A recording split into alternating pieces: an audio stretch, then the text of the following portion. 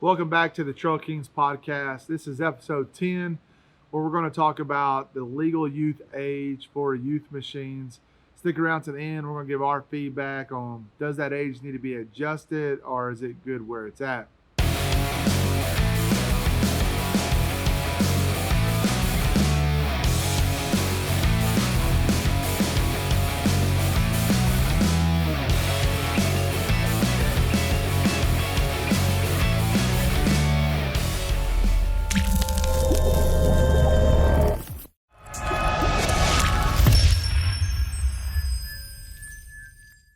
All right, the legal youth driving age of youth machines.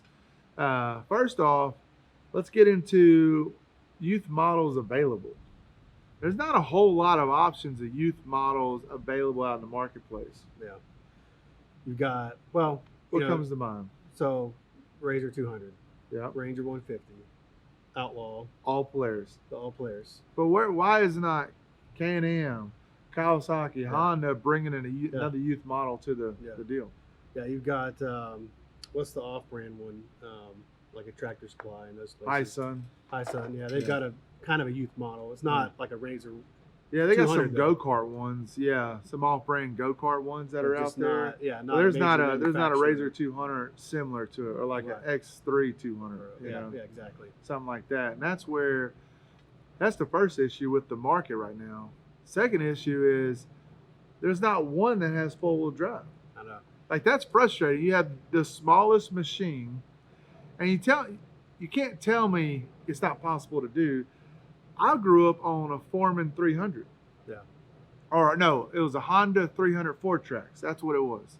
That was a 300 and it had four-wheel drive. Yeah. So you can't tell me it's not possible.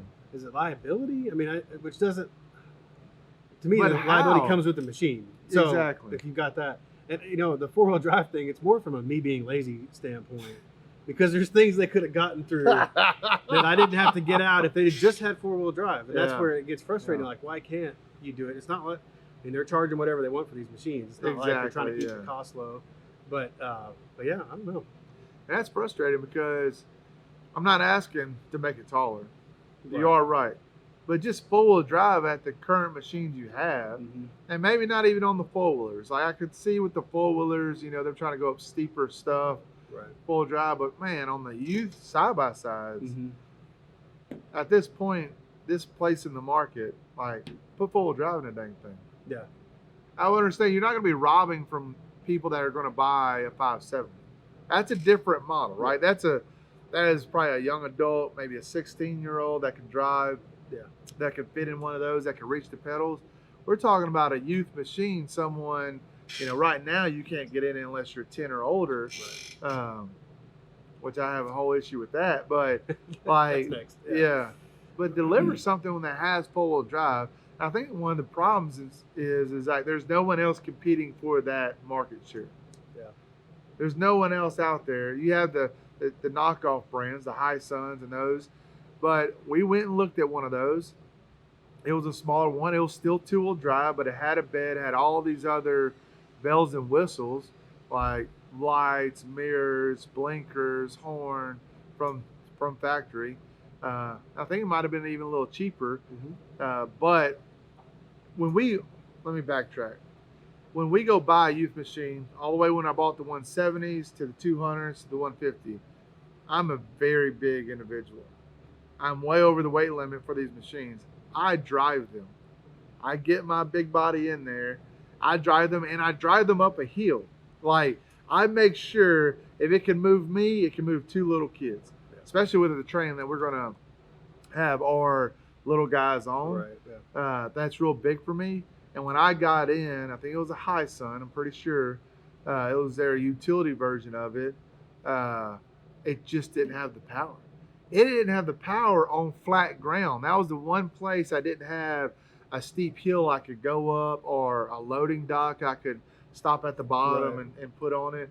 I think you see that too. Even like in the four-wheelers, you had, what's the Outlaw 110, Outlaw 110. and I had a Coleman, the 125 Scrambler, and the Outlaw, the 110 was going up everything with like no issues. Yeah. And then we were, pushing kids up hills or turning around and going and parking them. Yeah. And yeah. it's supposed to be a bigger machine, so it's obviously the manufacturer makes a big difference with that. Correct. And I know, everybody's gonna be chirping out there about, the Polaris motor is probably made by one of those knockoff companies, but whatever they're doing, They're doing whatever something different. standards they're setting for whoever's building them is still better than the cheaper version knockoffs. And now I know my one Outlaw costs more than both of your Colemans, right? Yes. But our Outlaw is still being rode today and has lasted longer than both his Colemans with no issues. Yeah. I got to change the belt. That's because of kids learning and that kind of stuff. I need to look at the clutches because it's staying engaged. But we're talking about, we bought that thing, 3 years ago? And this is the first time I've done maintenance on it in 3 years. Like that type of maintenance, Right. pulling the clutch housing, And we had the four-wheelers for, at the time, it had been right at a year, and we've already replaced the head gasket, A-arm, the chains, starter chain. I mean, several things I've already had replaced. Starter chains multiple times. Well, like that was right out the gate. Yes. It broke. Like week 2, maybe? Yeah. Yeah. It was. So what you give up in, money, you gain in quality at that level. Right. Now, if your kid goes out there and thrashes on it and runs it into a tree, nothing's going to survive that. Sure. Yeah. The protocol I teach my kids on how to drive, I start off slow.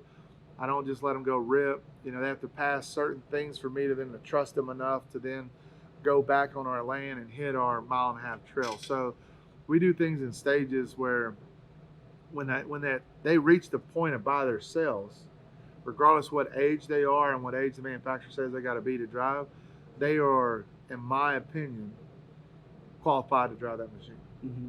And so that's something to think about if you are considering buying a youth machine. You necessarily aren't saving money by buying a lower cost machine. You will most likely spend money in other areas. Mm-hmm. Now, and also I'm a big fan of fuel injected over carbureted. Yeah. And so all those low cost machines are all carbureted machines. Mm-hmm. And so there's your own issue right there in itself, is that you got to deal with the carburation issue. Ours is fuel injected, and I think that's probably a big reason why the Outlaw 110 outperformed the Coleman 125s at South Carolina. It could be, and that's the other thing too. I've replaced all the carburetors. Yeah. You just keep naming items. I'm like, Exactly. I replaced it. Yeah, Oh, that exactly. too. I haven't replaced the headlights, but they don't work. So He's already built a whole second or third side by I know. side. He's bought A-arms, muffler. I did replace all the A-arms Yeah. on both machines. So because one went, I figured why not. But So that's something to consider when you're trying to figure out, which machine you want to buy your youth. Yeah, is it $1,000, $1,500 less? Yes. Hey, if you can't get them out the Polaris, get them the Chinese one. Get them the High Suns, the cheap knockoffs. Like, get them something to get them, into the industry. And I know we knocked his 4-wheelers, but they still run. I haven't put a bunch of money into it. All the stuff is pretty cheap, and they serve the purpose. I didn't want to spend $8,000-9,000 on 2 4-wheelers to realize my boys don't want to ride 4-wheelers. That's a very good point. Less than $3,000, and they love them. And so now we've got a Rzr 200. Yeah. And so that's I wasn't going to spend all that money and them not like it. So they serve their purpose, and they still run, still have them. We're going to keep them. And they're good on flat ground, like on their And land we are in in Florida. Florida, Yeah, they don't have a lot of hills. And I would think they would do fine on our 1.5 mile trail we have. There's not a whole lot of elevation changes. Now on the back, 100, that's different. Right. Like, there might have to be some challenges, to get it up some of those steep stuff. But, but overall, I think you make a very good point. Your kid's never drone before. You're new to the hobby. Maybe you don't go drop $3,000, $4,000 on a 4-wheeler if you're just seeing if they're going to like it. But just know what you're getting. Like, you can't be upset when the starter chain breaks or the carburetor. I guess you can be upset, but just You'll be upset, but we're telling you now it's going to happen. So, yeah. but like I said, they serve their purpose. Exactly. All right, on to the main thing, the driving age and what age we start our kids driving. So I think the Outlaw 110 and the Rzr 200, you got to be 10 years old to drive those machines. Um, the Outlaw 90, I think you got to be 7 years old to drive the machines. Um,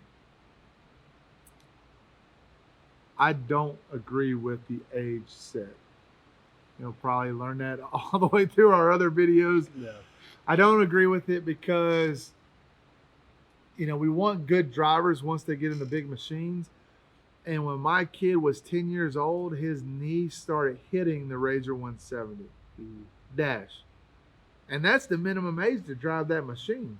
Yeah. So you're telling me you don't have a four-wheel drive machine out there that's 300cc, 400cc, something small for not an adult yet to drive, but then you're also saying you don't want these kids to get any experience until they're 10 years old. So that's the struggle I have with it overall, is that you're trying to delay it. I know it's probably a liability issue and decision making, but for the parents like us that's been driving for a while, like, I just don't agree with it. For the newbie that has no experience, maybe it might be fine for them.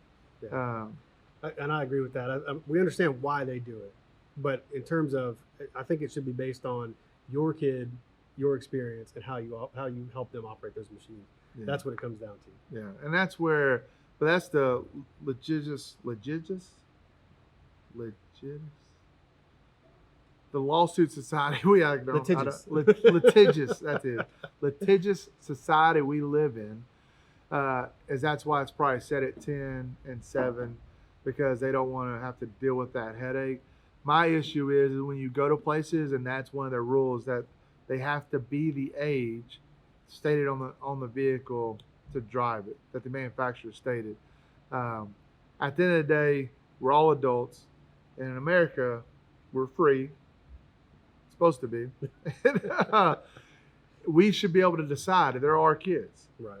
And if we're responsible in making good decisions, we should be able to make that decision, not a manufacturer that's going to delay the process. And now I got to buy, multiple machines versus I could start them at 5 or 6 years old, start them on something much smaller, and then they can grow into the Rzr 200 when they turn 8, can reach the pedals, and get that experience for 2 to 3 years, and that much further along and ready for the bigger machines when they turn, 13, 14 years old. And I get it, it's just a sticker on the machine, but when like Hatfield McCoy, they say you got to stick to that age.